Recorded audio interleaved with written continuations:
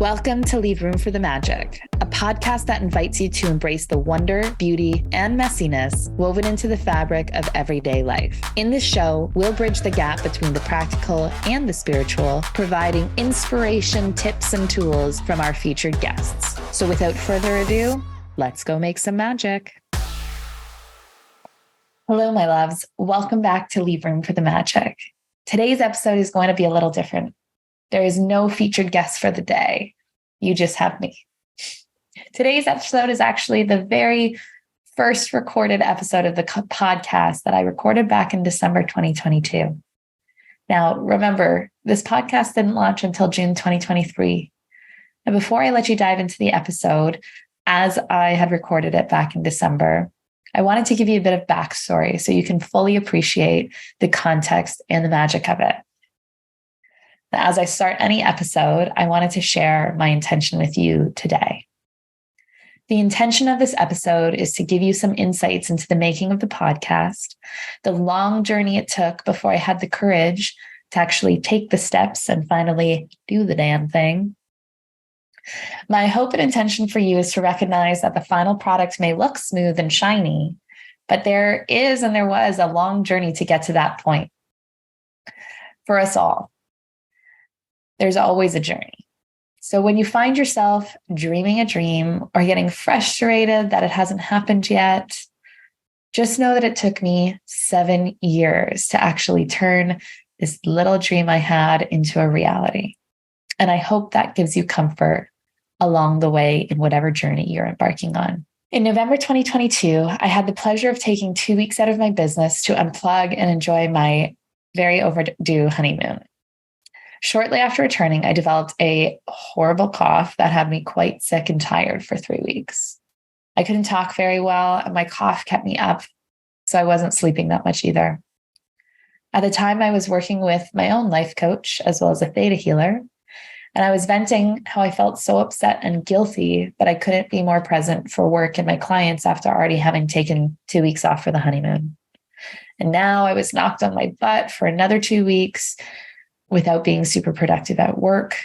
And I was commiserating with them about not getting better quick enough. And trust me, I know I can be super hard on myself, but it does get tough allowing yourself to be sick and rest as a solo business owner operator.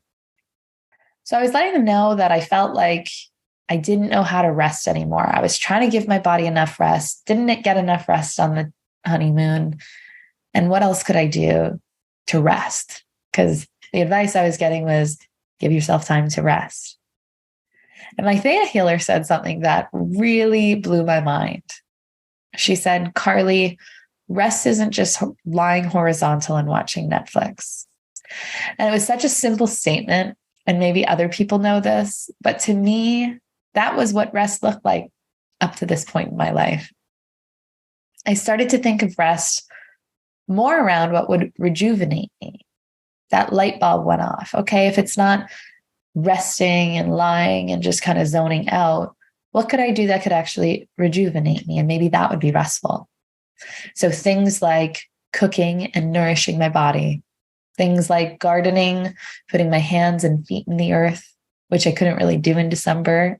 And as we were signing off the session, she said, one day you might even learn what it feels like to rest while you are working.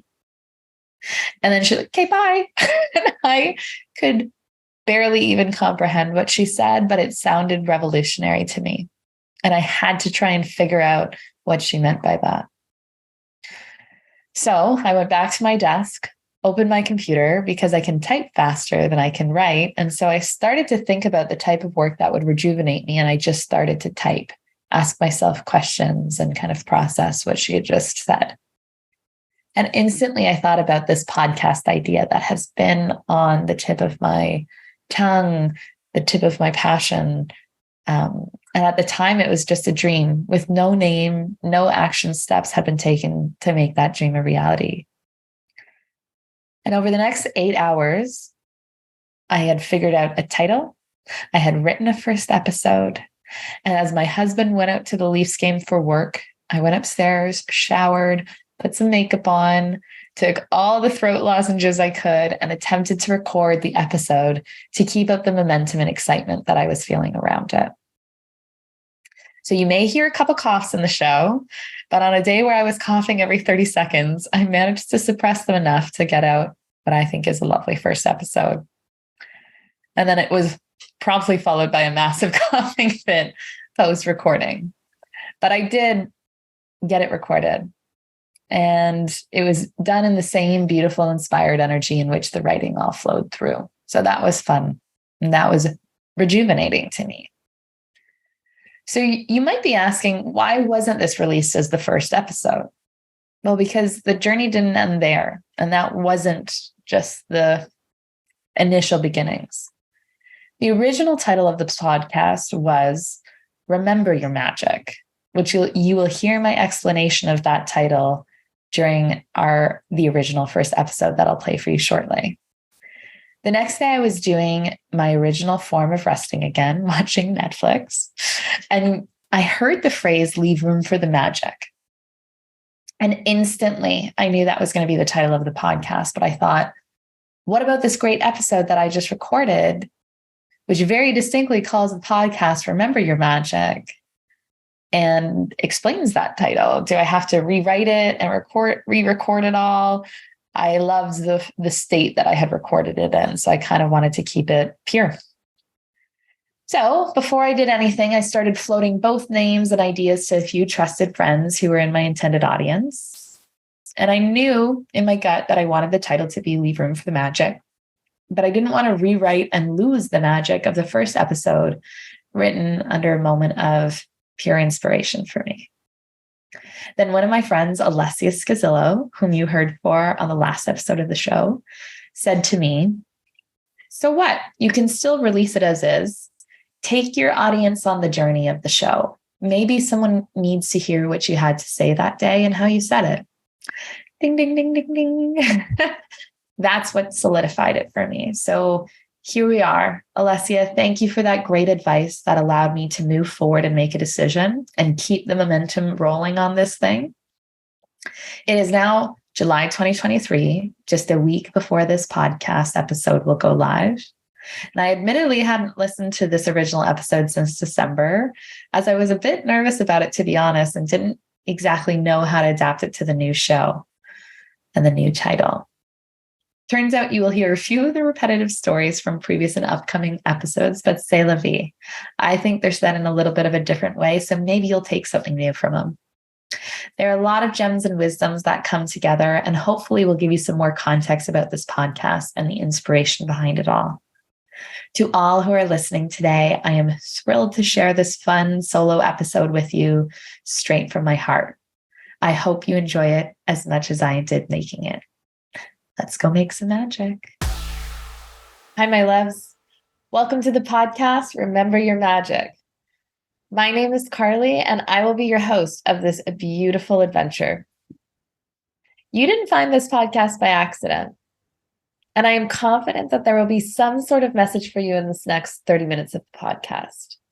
I truly believe you found your way here because there is a nugget of wisdom that will come through for you during this episode today.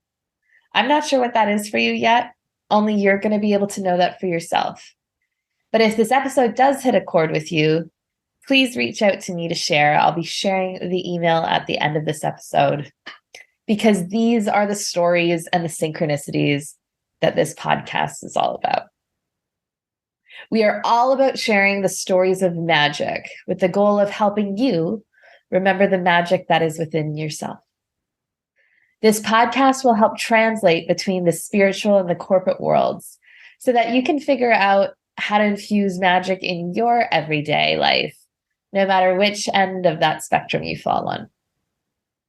These are not stories about witchcraft and wizardry, although some stories may feel a little surreal and supernatural.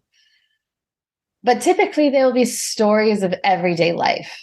Everyday miracles. These are stories about finding the extraordinary in the ordinary, or extraordinary things that happen to ordinary people.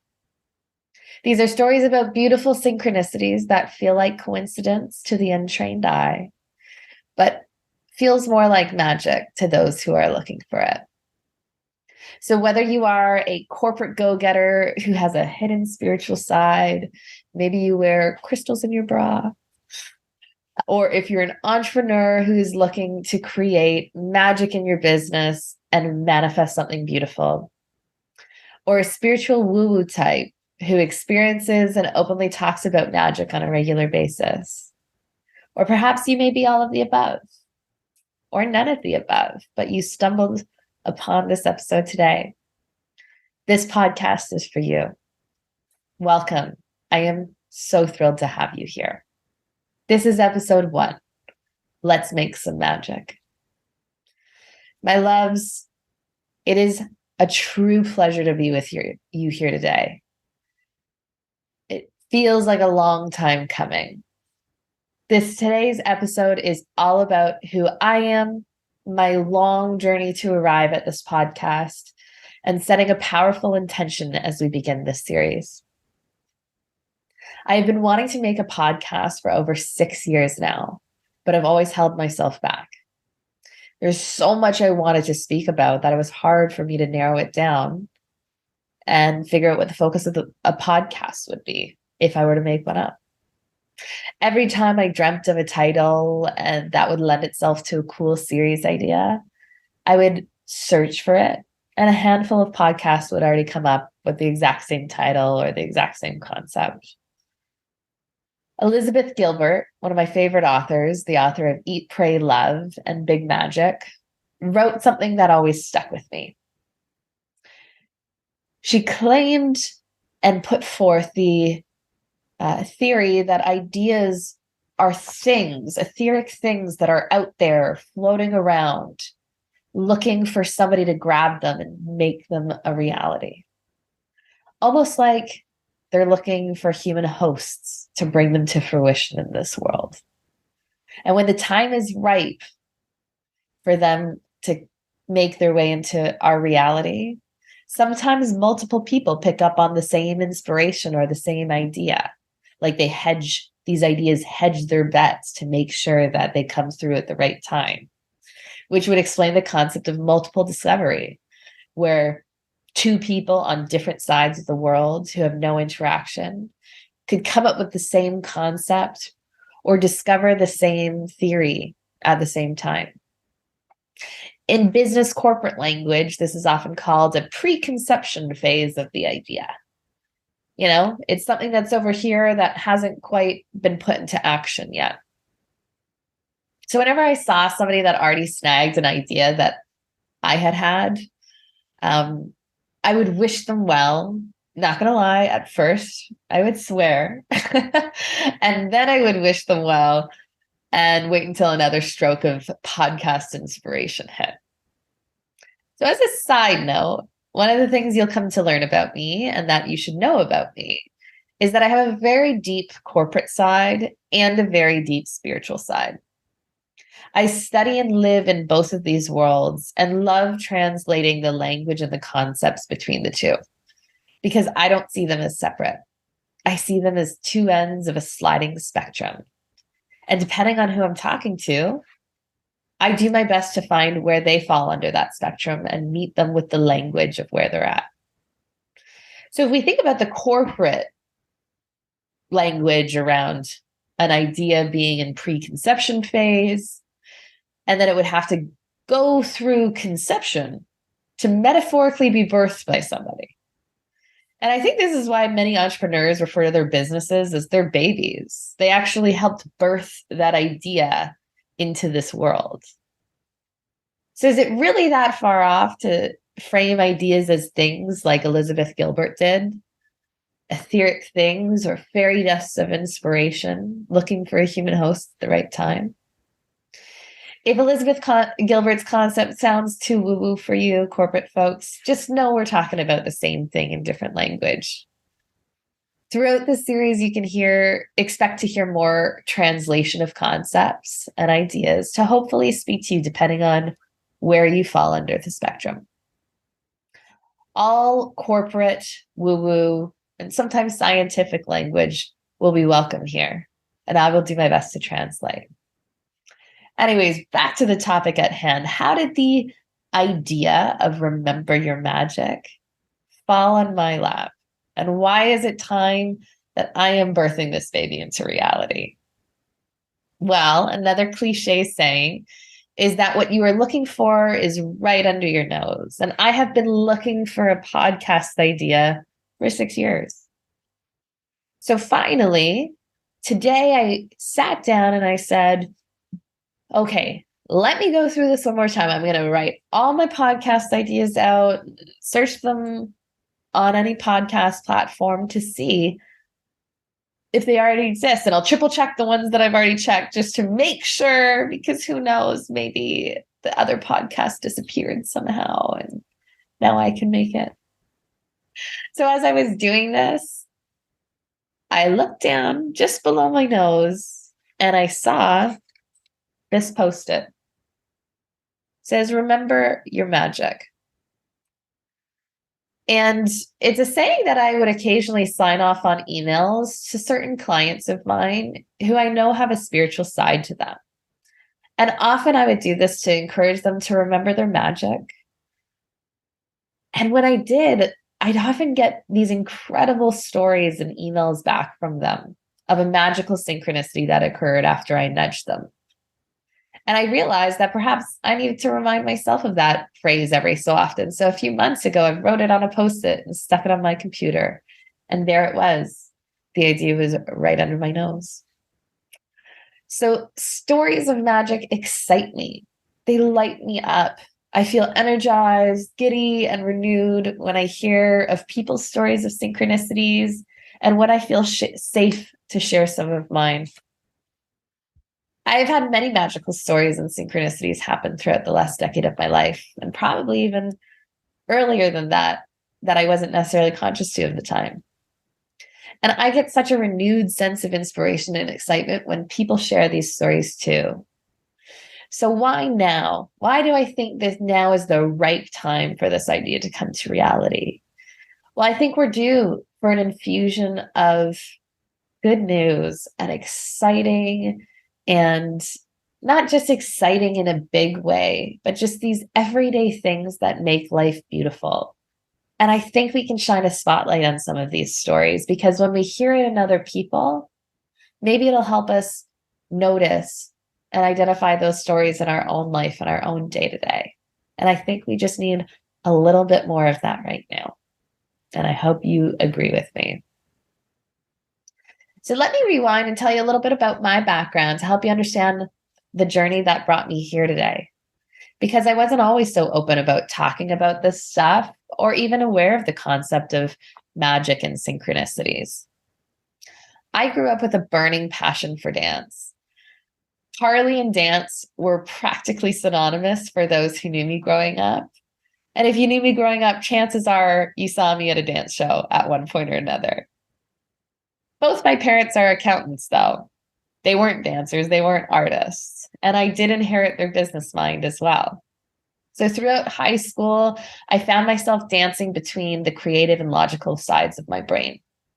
And when it came time to go to university, I found a program called the Business of Cinematic Arts at the University of Southern California in Los Angeles. And I figured it was the perfect undergrad degree that could marry both my logical and my creative brains.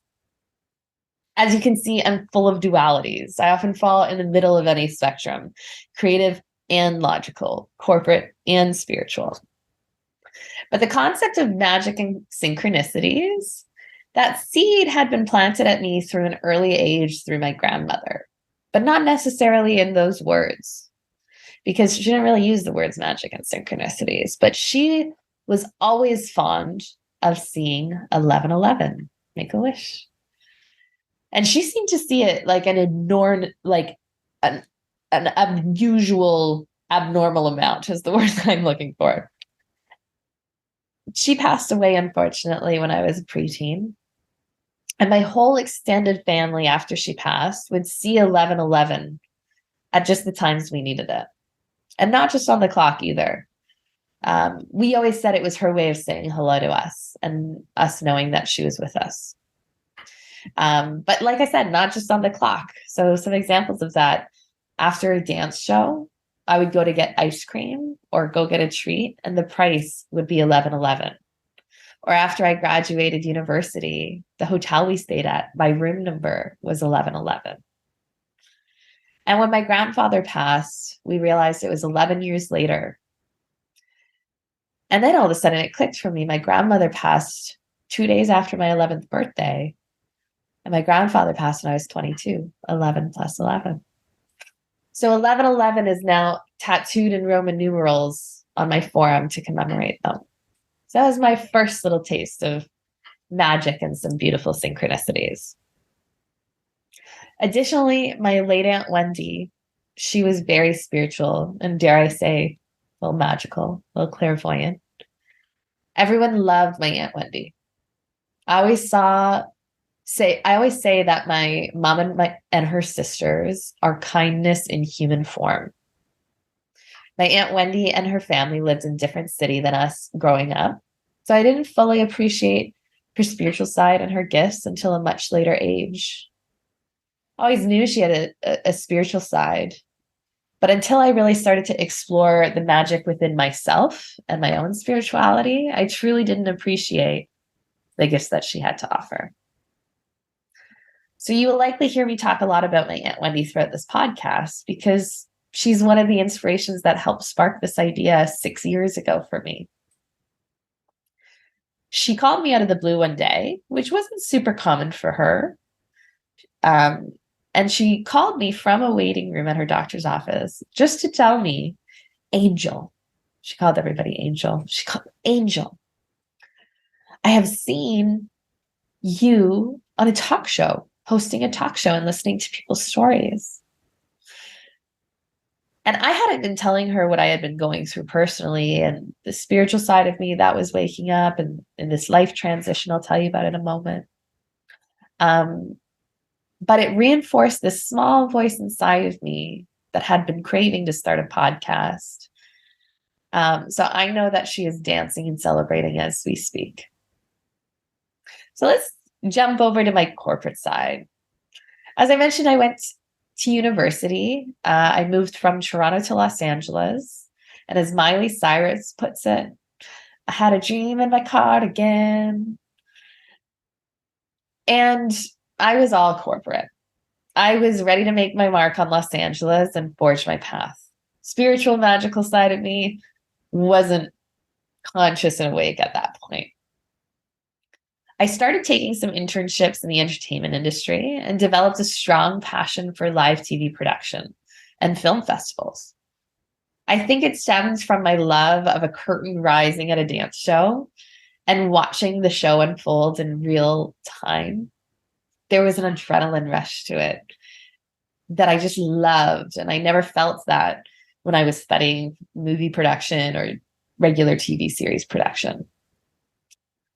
I ran a student film festival at USC and was fortunate enough to land an internship at the LA Film Festival and the Cannes Film Festival in France. After I graduated, I worked on shows such as American Idol and the Billboard Music Awards. One of my favorite experiences was when I had the opportunity to intern for one of my idols, Don Mischer, and his team at the Primetime Emmy Awards. It's a job of a lifetime. I loved it. I loved the adrenaline of it. I loved the glitz and glam. And when I was in LA, through school and through my work, that's where some of the spiritual seeds got planted. I had a meditation guy who I worked with from time to time. I'm not sure how else to describe him, so I'm just going to go meditation guy for now. But he introduced me to tarot and to some wonderful books, such as The Dark Side of the Light Chaser by Debbie Ford and Power versus Force by Dr. David Hawkins. And those are two seminal books that I still reference and work with, both personally and professionally, over a decade later. I'll put a link to them in the show notes. But he would do cranial sacral healing with me and walk me through visualizations to help me with whatever I was struggling with and going through at the time. Towards the end of my time in LA, I also saw a woman who did another form of healing modality called DNA theta healing. And I'll never forget a session where it looked as if something hit her and she said, "Oh, you don't believe in magic, do you?" And I looked at her skeptically and I was like, "Well, I'm a Harry Potter fan, but I don't know that I believe in magic." She was like, "Okay." That stuck with me. I don't really know the rest of our conversation, but that part of the conversation always stuck with me. I was like, what do you mean magic? I had no knowledge of the everyday synchronicities that could feel like magic, or the things that felt like the universe were winking at you. That just wasn't part of my world at the time, or not consciously at least, even though in hindsight was kind of still happening in the background. So after a few years of climbing the corporate ladder in the entertainment industry, for me, I found the glitz and glam started to fade. I would go home at night and wasn't super happy, and I didn't understand why. But looking back, I realized there was an absence of love, and not just romantic love, but there was just an absence of love that work couldn't fill when I went home at night. And I didn't know how to cultivate that within myself. So when it came time to renew my work visa, I made the difficult decision to move back to Toronto to be closer to my family and to change careers. I've heard the most stressful times in life are death, illness, divorce, career change, and moving to a new city. And I decided to do two of those at once: career change and moving to a new city. And it was a difficult year and a bit, to say the least. Emotionally and financially, I had incredible support and help from my parents, for which I'm forever grateful. It was during this transition when I started working with a coach and subsequently took my own coaching training. That's when my spiritual side really started to blossom, and those seeds that were planted started to unfold. During my coaching training with CTI, the Coactive Training Institute, we started to do formal exercises and tools that resembled some of the visualization work that I'd done with my meditation guy in LA. And one of my friends in the course, who worked in corporate HR, looked at me and said, some of these exercises are really like woo-woo. I looked back and I said, really? Because I was just about to say that these feel corporate compared to the spiritual exercises I've done with my meditation guy. So we both laughed. I realized then that perhaps I've never been fully corporate, because I think I've been more corporate adjacent. I don't think the entertainment industry is fully corporate. Anyways, at the time, I also started writing more.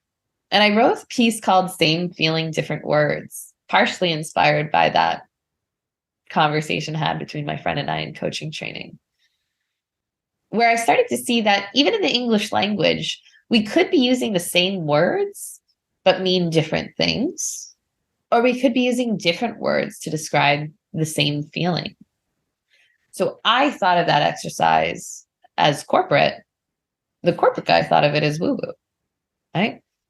Same words, different feeling. But then again, sometimes we could say two different things, but the essence of what we're trying to say is the same. So shortly after my coach, and I think that's where, if I go back to that for a second, I think that's where my love of this translation came in, because I could see the through line between the corporate and the spiritual worlds. And so if at any point in this podcast you feel uncomfortable with the language that's being used, I encourage you, rather than dismiss it, ask yourself, if this was put in another way, would that speak to me, right? What is the language in which I use that they're talking about? Rather than say magic, I don't believe in magic. Well, what's meant by magic, right? How are they using it in this context? How does it feel magical? And by magical, I mean inspiring and uplifting, right? So a lot of you, no matter where you're joining us from, are going to resonate with different things, and that's totally okay. But I also encourage you to do some translating on your side as well if you hear something that initially doesn't land. So shortly after my coaching training, I decided to follow in my parents' footsteps and enter into the world of financial advising. I saw my dad doing some work with his clients and I went, oh, you're just like a life coach for these families, but with numbers. And he went, yeah. He said, I think I know why you'd like this. I think I know why you think I'd like this industry. So I gave it a shot. My coaching colleagues remarked that it was like a total left turn from coaching, but they didn't understand that financial planning would be my modality of coaching, that I could coach and work with the numbers. I actually see my financial planning as my modality of healing. Some people are acupuncturists, some people are therapists. I am a financial therapist, one could call me. But I've used my gifts of translating in this world too, because the financial jargon can be overwhelming for most people to navigate in their own financial lives. And I also help them navigate bridging that gap between the emotional side of finances and the practical, right? So you may be asking yourself, well, why is a certified financial planner starting a podcast about stories of magic? That doesn't seem very practical or logical or numerical. And this is where the beauty of my history and experiences weave together. Because in my work as a financial planner, I started to notice something. My whole job at planning for your financial future is to understand your goals in life and your path towards financial independence, which most people call retirement.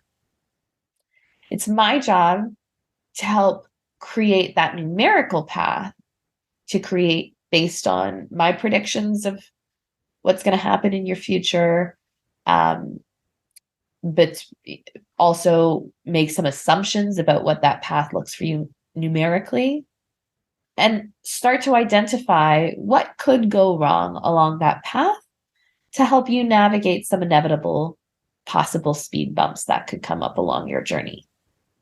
But in my work, I have realized that if you plan too hard and you're too obsessive about the numbers, you don't leave room for the magic, right? Because life, even though you think it's going to be this way, you start to take it 1 degree difference. And as you go down, you're far apart from where you thought you would be. So let's leave a little bit of room for the magic and other possibilities. Right? I often say to people, let's plan for this, but let's invite something even better. Something that we can't predict now based on the opportunities that are here today. But what are the opportunities that are going to be in front of you? Let's leave room for those. Let's invite those in. So I want people to remember their magic in financial planning, in their lives. Because perhaps you have a goal for your life, but something could happen beyond your wildest dreams that you can't even imagine today. So there you have it, the journey that led up to the making of this podcast. While the name of the podcast has changed, I'm still so fond of the concept of remember your magic. And here's a segment of the original episode where I outline what that phrase means to me and why I think it's so important to carry it with us along our journey. So with that, I bring you this podcast, Remember Your Magic. And those words are each very strategic. So let's start with remember. Why is it remember your magic? Why not isn't just make your magic? Because a lot of people have forgotten that they have a magic inside of them already. They're looking for their magic and a magical solution outside of themselves, right? They're not tapping into their natural magic and gifts that were given to them, that they were born with. They forgot them. And sometimes you forget them because you're so close to them. You think everybody has it. So you have to remember that's something that's uniquely yours, right? And so let me describe this parable of the Golden Buddha. I heard this parable just the other day when I was watching this wonderful movie, Finding Joe. And the parable of the golden Buddha goes something like this. In this town, there was a big, beautiful golden Buddha. And the villagers in that town found out that some warriors from a neighboring town were coming. They were coming any minute. And they didn't want these warriors to find the golden Buddha and take it. So they decided to hide the golden Buddha and put some armor around it. So they slapped on some mud and some stone and they covered up this Buddha. So it just looked like a stone Buddha. And the warriors came and they didn't find anything spectacular. They just saw the stone Buddha and left it alone. But they stayed in the town for a while. And that generation of villagers died off. And when the next generation came, nobody remembered that there was a golden Buddha underneath the stone Buddha. Until one day, one of the villagers was praying beside the Buddha. And as they went to go get up, a piece of the stone fell away from the Buddha's hand to reveal a small sliver of gold lying underneath. And these villagers all came and they chipped away the stone and revealed this magnificent golden Buddha. And isn't that a wonderful metaphor and a parable for our lives and our personal development? Over time, we forget about our own unique essence and we put in this armor of things we think we should, or things we're told we should be, or things we're told who we are. And it covers up the magic that's inside of us. And then a lot of times we spend our adult years trying to chip away and find that innermost us and our innermost magic. So remembering your magic is remembering that the golden Buddha is already inside us. Remembering your. Why is it your? Why is it just remember the magic? There's magic everywhere. Remember the magic. Why is it your magic? Well, because I feel like I have a personal belief that your magic is unique to you. And even if you have the same or similar gifts as someone else, there's a different flavor of it. Maybe something about it is slightly different.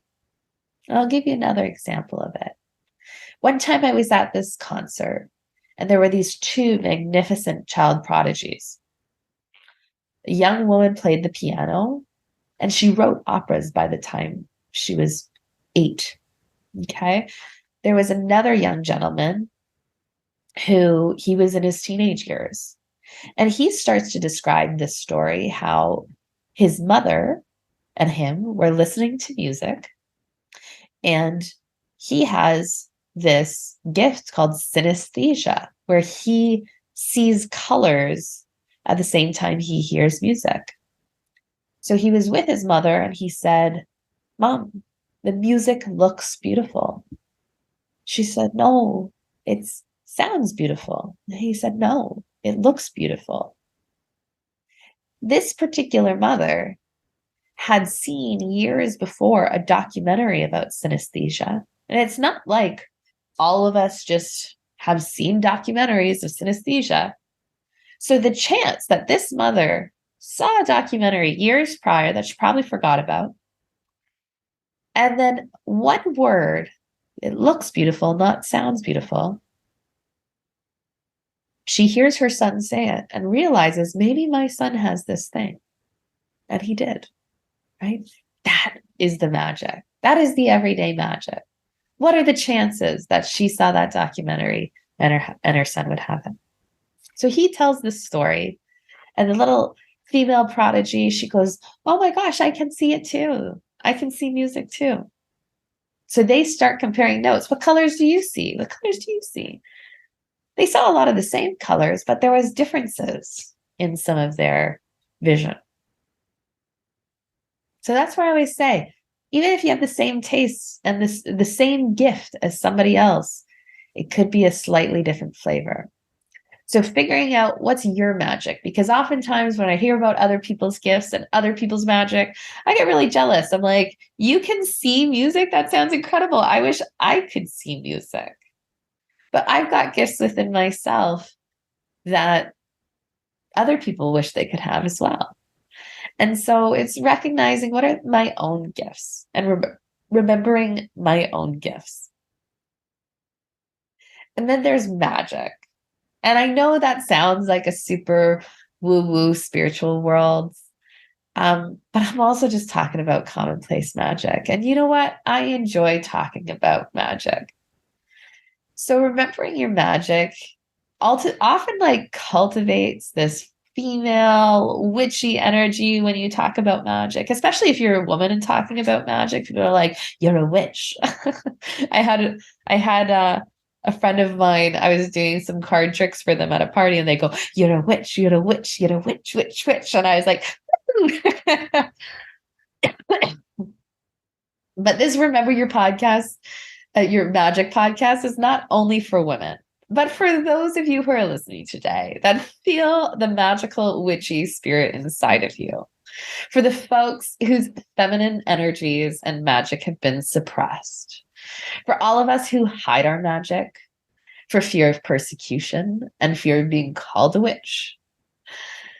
There is a great saying circulating the internet, and I've tried to find the attribution and I can't. So if you know it, please let me know. But the saying goes like this: who knows why we were taught to fear the witches rather than the people who burned them alive? What a great question. To my witches out there, I see you, I feel you, and I love you. Your witchy ways are welcome here. And for our corporate folks who joined us today, thank you for sticking with me. If you have this spiritual inkling and curiosity inside you, or perhaps you have a vast spiritual closet that you live in outside of your work hours, I am so thrilled you found your way to this community. I know that spiritual talk and language is not often welcome in the corporate world, but your full self is welcome here. I call myself both the closet spiritualist and the corporate spiritualist because I work in the financial industry. There's not a lot of talk about healing and spirituality. So, although I feel like now I'm out of the spiritual closet with this podcast, but needless to say, both your corporate and your spiritual sides are welcome here. And for the entrepreneurs who are joining, there's so much magic that you can create. My good friend Anita and I, she's also a business owner, we have conversations all the time that entrepreneurship is a journey of spiritual development. And I am hoping to have her on this podcast so you can hear it from her lips. We have some very juicy conversations on this topic. But there is so much magic and manifesting and gentle feminine energy that can be brought into business.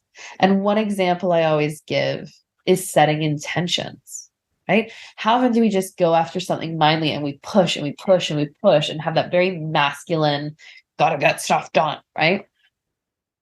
Versus we sit, we set an intention, we call in the universe to help us, and we see and we dance with what's to come and we create in that way.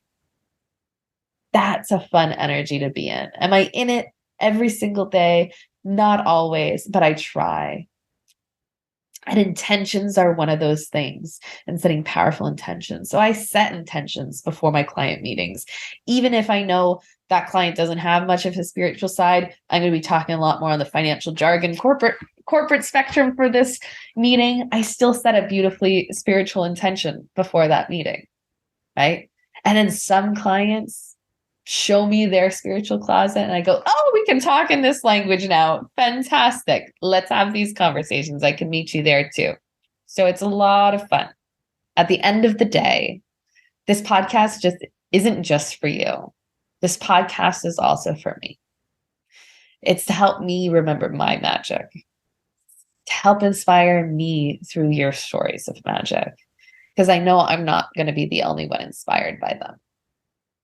The timing for this podcast is right. The timing for Remember Your Magic is ready to come to fruition. And I'm finally ready to dive in without knowing the final outcome, And I'm so excited where this journey and these shows will take me, and where these shows and stories will take you to. Because these won't just be my stories of magic. I will be interviewing guests about their stories. So together we can all strengthen our belief in magic. We can celebrate and marvel at the magical stories and put more energy of this world into some fun, cool magic showing up in this world. It is all around us. So let's take some time to notice and share. If you have a story of synchronicity and magic, I would love to hear about it. Please submit your story via email at info@themagicpodcast.ca.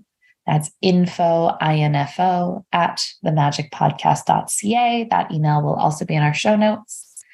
And I would love to anonymously share a compilation of these stories, if I can get enough of them, to feature as a podcast episode where I go through different stories and even maybe select somebody to be a guest, a featured guest on that episode. So feel free to send them in. I would love to read about them. And if it's something you don't want to share or don't want me to share on air, feel free to just let me know via email when you email me, and I will not share it. But one of my favorite spiritual teachers, Gabby Bernstein, has always said that our angels love to show off. So by sharing these stories of synchronicity that have happened to you and that we're sharing on our show, I'm hoping to continue to breed more of these stories in our worlds. So cheers to you, cheers to our magic, and cheers to the magic ahead of us. With immense love and gratitude, I hope you have a magical day.